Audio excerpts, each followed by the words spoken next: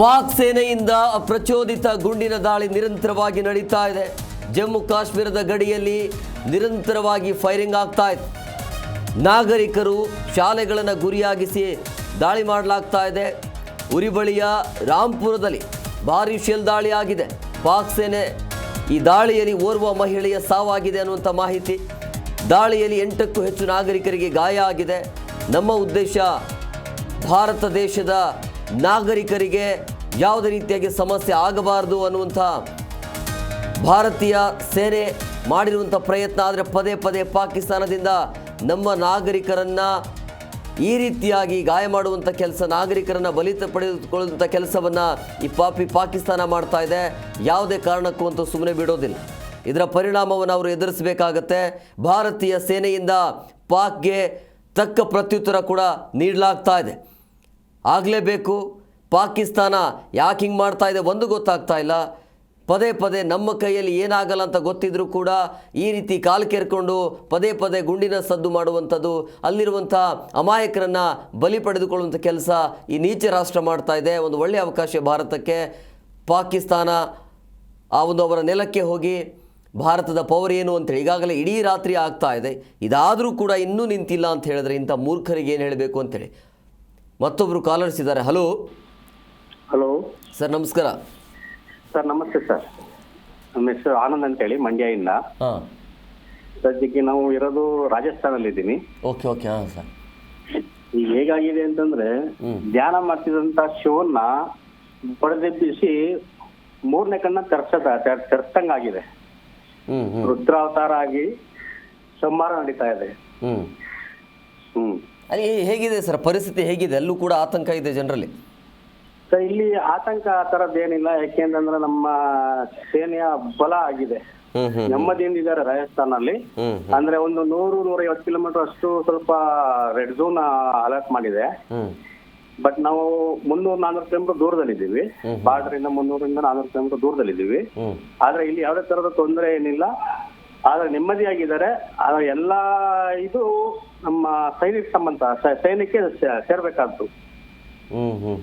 ಅಂದ್ರೆ ಏನಾದರೂ ನಮ್ಮ ಭಾರತೀಯ ಸೇನೆಯಿಂದ ಅಲ್ಲಿ ಮುಂಜಾಗ್ರತಾ ಕ್ರಮವಾಗಿ ಏನಾದರೂ ಅಂದ್ರೆ ಅಲ್ಲಿ ಆಯಾ ಗಡಿ ಭಾಗದಲ್ಲಿ ಕಟ್ಟೆಚ್ಚರವನ್ನು ವಹಿಸಲಾಗ್ತಾ ಇದೆ ಹೇಗೆ ಅಂತ ಹೇಳಿ ಜನ ಯಾವ ರೀತಿಯಾಗಿ ಎಚ್ಚೆತ್ತುಕೊಂಡಿದ್ದಾರೆ? ಕಟ್ಟೆಚ್ಚರ ಅಂತೂ ಸಿಕ್ಕಾಪಟ್ಟೆ ತಪ್ಪಲ್ಲಿ ಇಟ್ಟಿದ್ದಾರೆ. ನಮ್ಮಲ್ಲಿ ಯಾವ್ದೋ ಒಂದು ಇರುವೆ ಸುಧಾ ಬರದೇ ಇದ್ದಂಗೆ ಕಟ್ಟೆಚ್ಚರ ವಹಿಸಿದಂತ ನಮ್ಮ ಸೈನಿಕರು, ಹೆಮ್ಮೆಯ ಸೈನಿಕರು. ಕಟ್ಟೆಚ್ಚರ ಅಂತೂ ಅಷ್ಟೇ ನೀಟಾಗಿ ಮಾಡಿದ್ದಾರೆ. ತಪ್ಪಾಗೂ ಇದೆ. ಅಂದ್ರೆ ಬಹಳ ಈ ಪಾಕಿಸ್ತಾನಕ್ಕೆ ನೀವು ಎಷ್ಟೇ ಉತ್ತರ ಕೊಟ್ಟರು ಕೂಡ, ಯಾವ ರೀತಿಯಾಗಿ ಉತ್ತರ ಕೊಟ್ಟರು ಕೂಡ ತಮ್ಮ ಬುದ್ಧಿಯನ್ನು ಬಿಡೋದಿಲ್ಲ. ಸರ್ವನಾಶ ಮಾಡೋದೇ ಬೆಟರ್ ಅಂತ ಅನಿಸ್ತಾ ಇದೆ ನನಗೆ. ಅವ್ರನ್ನ ಸರ್ವನಾಶ ಬಿಟ್ರೆ ನಮ್ಮಂತ ಮೂರ್ತರು ಇನ್ನೊಬ್ರಿಲ್ಲ. ಯಾಕೆಂದ್ರೆ ಈಗ ಶಿವ 3ನೇ ಕಣ್ ತೆರೆದಾಗಿದೆ. ಭಸ್ಮ ಆಗದಂತೂ ಶತಸಿದ್ಧ. ಒಂದು ಸಾರಿ ನೋಡ್ಬೋದು, 2 ಸಾರಿ ನೋಡ್ಬೋದು, 3ನೇ ಸಾರಿ ನೋಡುವಂತ ಪ್ರಮೇಯವೇ ಇಲ್ಲ. Direct shoot. ಆ ಕೆಲಸ ಆಗ್ತಾ ಇದೆ. ಪಾಕಿಸ್ತಾನ ಭಸ್ಮ ಆಗದಂತೂ ಗ್ಯಾರಂಟಿ, ಶತಸಿದ್ಧ. Yes, thank you sir.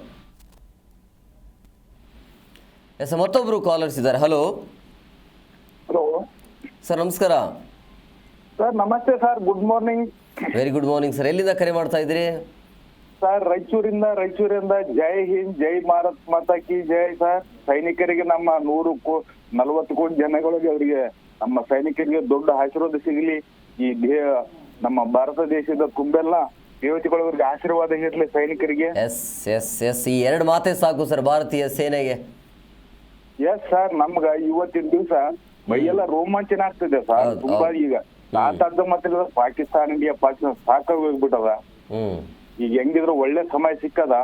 ಇದ್ದೇನ್ sir, border ದಾಟಿ ನಮ್ಮಂತ ಸೇವಕರಿಗೆ ಕೂಡ ಕೊಟ್ಟು ಅದ್ರ ವಿರುದ್ಧ ಇದು ಮಾಡ್ಕ ಅದನ್ನ ಅಕ್ವೈರ್ ಮಾಡ್ಕೊಂಡ್ಬಿಡ್ಬೇಕು ಸರ್. ಅದೊಂದು ಸೆಕೆಂಡ್ ಹಿಂದೂಸ್ತಾನ್ ಮಾಡಿಬಿಡ್ಬೇಕಂತ ಹೇಳಿ ನಮ್ಗ ಯುವಕರಲ್ಲಿ ಬಹಳ ಹುಮ್ಮಸ್ ಆಗ್ತದ.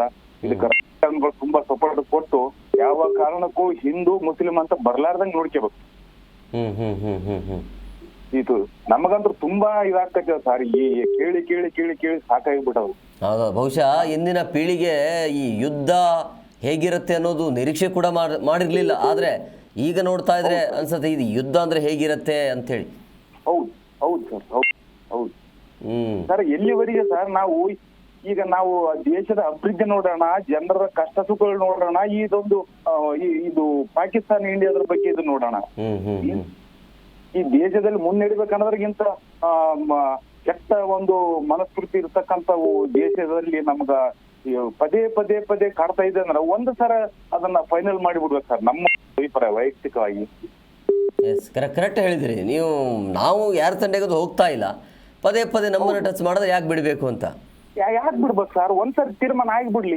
ಎಷ್ಟು ಬಾರಿ ಇದು ಹಿಂದೆ ಎಲ್ಲ ಮುಂದೆ ಎಲ್ಲ ಕಾಲಲ್ಲಿ ಅದೇ ಹೇಳ್ತಾ ಇರೋದು. ಇಡೀ ದೇಶದ ಜನ ನಮ್ಮ ಸೇನೆಯ ಪರವಾಗಿ ನಿಲ್ತಾ ಇದ್ರೆ, ಇಡೀ ವಿಶ್ವನೇ ಪಾಕಿಸ್ತಾನ ವಿರುದ್ಧವಾಗಿ ನಿಲ್ತಾ ಇದ್ರೆ, ಮಟಾಶ್ ಮಾಡೋದ್ರಲ್ಲಿ ಯಾಕೆ ಹಿಂದೇಟನ್ನು ಹಾಕಬೇಕು ಅಂತ.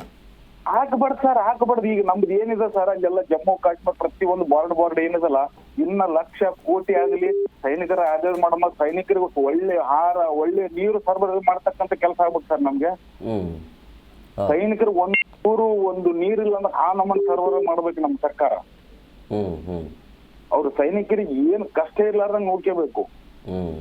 ಎಷ್ಟೋ ನಾವು ಕೆಲವೊಂದು ಇದರಲ್ಲಿ ನಿವೃತ್ತ ಸೈನಿಕರದು ಕೆಲವೊಂದು ಇದರಲ್ಲಿ ಏನೋ ಕಳ್ಕೊಂಡವ್ರು ಬಹಳ ಪ್ರಾಬ್ಲಮ್. ಅದೊಂದು ಇವತ್ತು ಪಾಕಿಸ್ತಾನ ಟೋಟಲ್ ಆಗಿ ಇದು ಮಾಡ್ಬೇಕು ಸರ್ ನಮ್ದು. ನಮ್ ಇಂಡಿಯನ್ಸ್ ಜನದು ಕೂಡ ಅಷ್ಟೇ.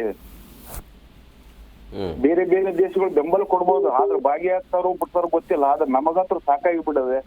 ಜೀವನದಲ್ಲಿ ಸಾಕ್ಬೇಕಂದ್ರೆ ಇದೊಂದು ದೊಡ್ಡ ಕಿರಿಕಿರಿ ಆಗಿಬಿಡೋದು. ಎಲ್ಲಿ ನೆಮ್ಮದಿ ಇಲ್ದಂಗೆ ಆಗಿಬಿಟ್ಟದ ಸರ್. ನೆಮ್ಮದಿ ಸಿಗಬೇಕು ಅಂದ್ರೆ ಅವ್ರನ್ನ ಮಟ್ಟ ಹಾಕುವಂತ ಕೆಲಸ ಭಾರತೀಯ ಸೇನೆ ಮಾಡ್ತಾ ಇದೆ ಸರ್. ಮಟ್ಟ ಹಾಕ್ಲೇಬೇಕು, ಆಕ್ರಮಣ ಮಾಡ್ಲೇಬೇಕು. ನಾವಂತರ ಅನ್ಯಾಯವಾಗಿ ಮಾಡ್ತಾ ಇಲ್ಲ, ಇಡೀ ನೋಡ್ತಾ ಇದೆ. ಎಲ್ಲಿವರೆಗೆ ಸಮಾಧಾನದಿಂದ ಇರ್ಬೇಕು ಸರ್. ಹೌದೌದು, ಪ್ರತಿ ಒಂದು ಇದಾಗಿ ಇದು ಬಹಳ ಇದಾಗ್ತದ ನೋಡಿ ಸರ್. ಈಗ ನಮ್ಮ ಕೈಯಲ್ಲಿ ನಾವು ಟಿವಿ ನೋಡ್ತಾ ಅಥವಾ ಹಿಂಗ ಆಗ್ತಿದೆ ಅಂತ ಮಾಹಿತಿ ಪಡಿತಾನೆ ಈ ರೀತಿಯ ನಮ್ಮಲ್ಲಿ ಆಕ್ರೋಶ, ರಕ್ತ ಕೊತ ಕುದೀತಾ ಇದ್ರೆ ನಮ್ಮ ಭಾರತೀಯ ಸೈನಿಕರಿಗೆ ಇನ್ನೇನಾಗಿರ್ಬೇಡ, ಅವ್ರನ್ನ ಬಿಡ್ತಾರ ಸುಮ್ನೆ? ಚಾನ್ಸೇ ಇಲ್ಲ. ಸಾಧ್ಯನೇ ಇಲ್ಲ ಸರ್, ಸಾಧ್ಯನೇ ಇಲ್ಲ. ಎರಡನೇ ಮಾತೇ ಇಲ್ಲ ಸರ್. ಇತಿಹಾಸನೇ ಇದೆ, ಎರಡನೇ ಮಾತನೇ ಇಲ್ಲ. ಎಸ್, ಇದಕ್ಕೆ ಇತಿಹಾಸ, ಭಾರತ ಇತಿಹಾಸನೇ ಇದೆ. ಎಷ್ಟೋ ದೇವತೆಗಳ ಆರಾಧನೆ ಇದೆ, ಎಷ್ಟೋ ಒಂದು ಶಕ್ತಿತ್ವ ನಮ್ಮ ದೇಶಕ್ಕಿದೆ ಸರ್. ಯಾವತ್ತು ಸುಮ್ಮನೆ ನಾವು ಈ ದೇಶ ಕೆಣಕೋದಿಲ್ಲ. ಈ ದೇಶ ಕೆಣಕಿದವ್ರು ಯಾರು ಉದ್ಧಾರ ಆಗಂಗಿಲ್ಲ. ಉದ್ಧಾರ ಅಲ್ಲ, ಅವ್ರನ್ನ ಸದೆ ಬಡಿಯೋದು, ಅಡ್ಡಡ್ಡನೆ ಸೀಳಾಕೋದು. ಎಸ್ ಸರ್, ಎರಡನೇ ಮಾತೇ ಇಲ್ಲ. ಏನ್ ಸರ್, ಈಗ ಸ್ವಲ್ಪ ಮುಟ್ಟಿದ್ರೆ ಏನಾಗ್ಬಿಡುತ್ತೆ, ಇದೇ ರೀತಿ ಅಂತ ತಿಳ್ಕೊಂಡ್ಬಿಟ್ಟಿದ್ದಾರೆ ಅವರೆಲ್ಲ. Yes, thank you sir, thank you.